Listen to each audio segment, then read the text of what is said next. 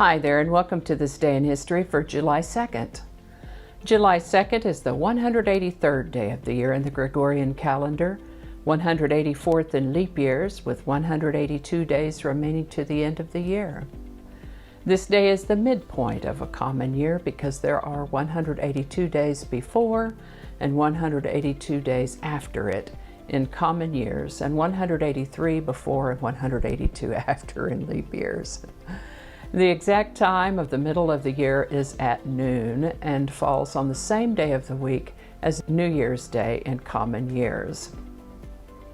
Today's word is chevalier. It can be pronounced chevalier or chevalier.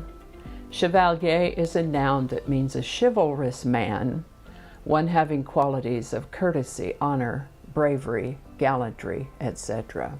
This comes to us from Anglo-Norman, from French before that, and from Latin before that, words that mean horseman. Earliest documented use, 1377.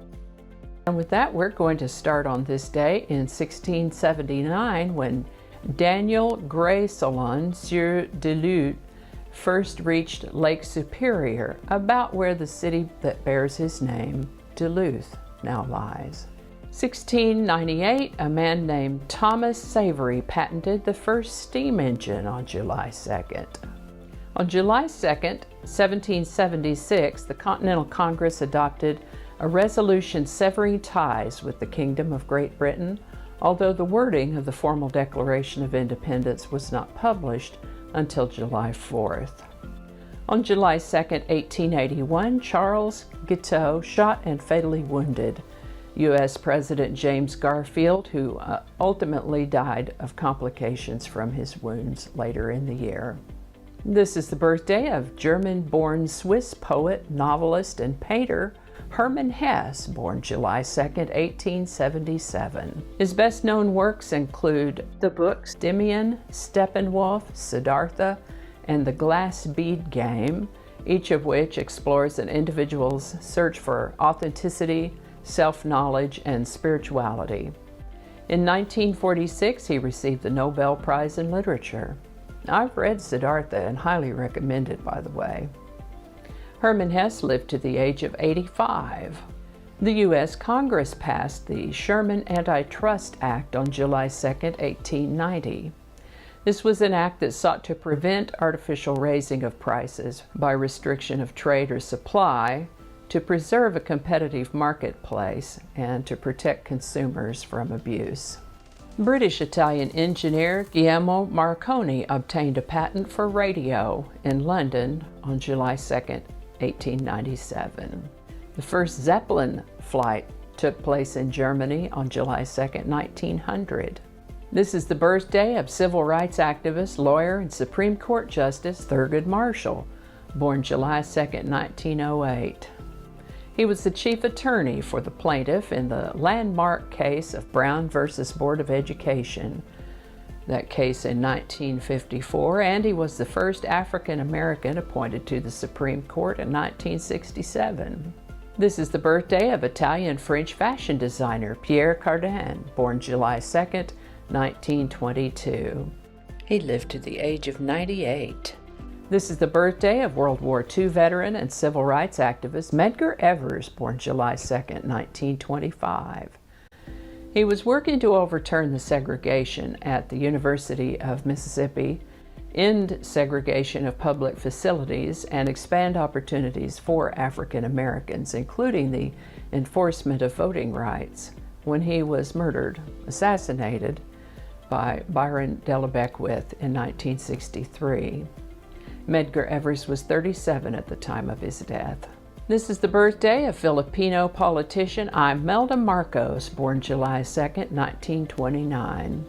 She became notorious for behaving as if her country were her own little personal serfdom, living in a lavish lifestyle during a period of economic crisis and civil unrest at the expense of taxpayers. She earned the name of Marie Antoinette with shoes, and her name has become an adjective, Imeldific, which means ostentatiously extravagant, sometimes to the point of vulgarity. When the Marcoses fled the country under exile, she left behind 15 mink coats, 500 gowns, 888 handbags, and 3,000 pairs of shoes. This is the birthday of American businessman and philanthropist Dave Thomas, born July 2nd, 1932. He's known as the founder of Wendy's Hamburgers. Dave passed away at the age of 69. Now, we mentioned the Night of Long Knives the other day. You might remember that this was a political purge by assassination that they called extrajudicial executions. Interestingly, the phrase Night of the Long Knives in the German language predates these killings and generally refers to acts of vengeance.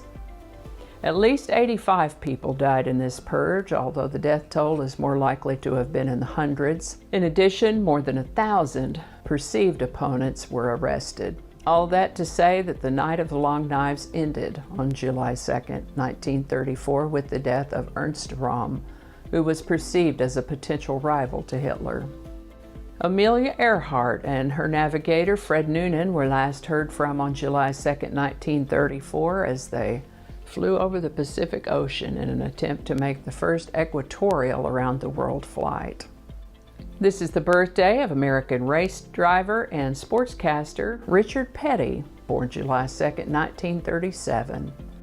This is the birthday of American model and actress Jerry Hall, born July 2nd, 1956. She was common-law wife of Mick Jagger for a little bit more than 10 minutes. Actually, it was, I think, about 9 years. American novelist, short story writer, and journalist Ernest Hemingway died on July 2nd, 1961. He was notorious as a heavy drinker, which led to liver disease. He had become paranoid and fearful and committed suicide. He was 61. The first Walmart store opened for business at Rogers, Arkansas on July 2nd, 1962.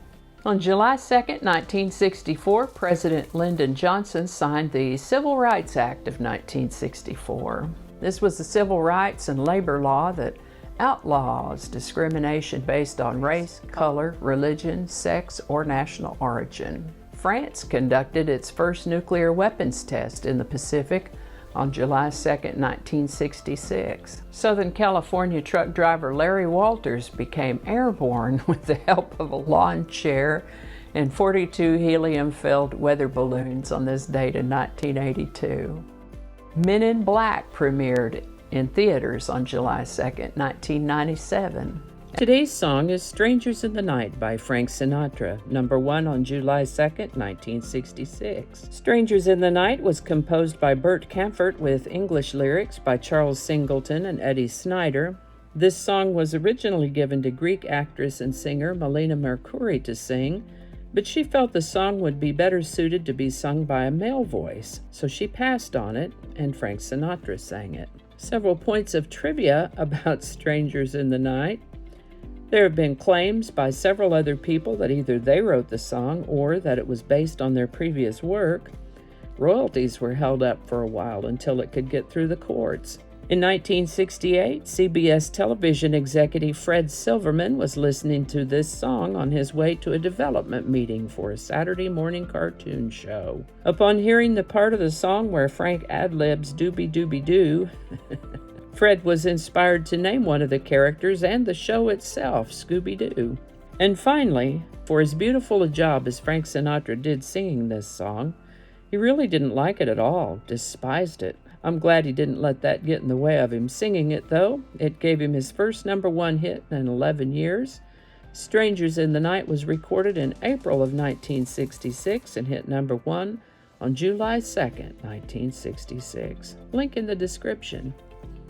And I think that's going to do it for us today. Thank you so much for watching. Consider subscribing if you haven't already. Feel free to share this video with a link in your email, messaging, or social media. If you enjoy this series, you can check out the playlist that contains these videos.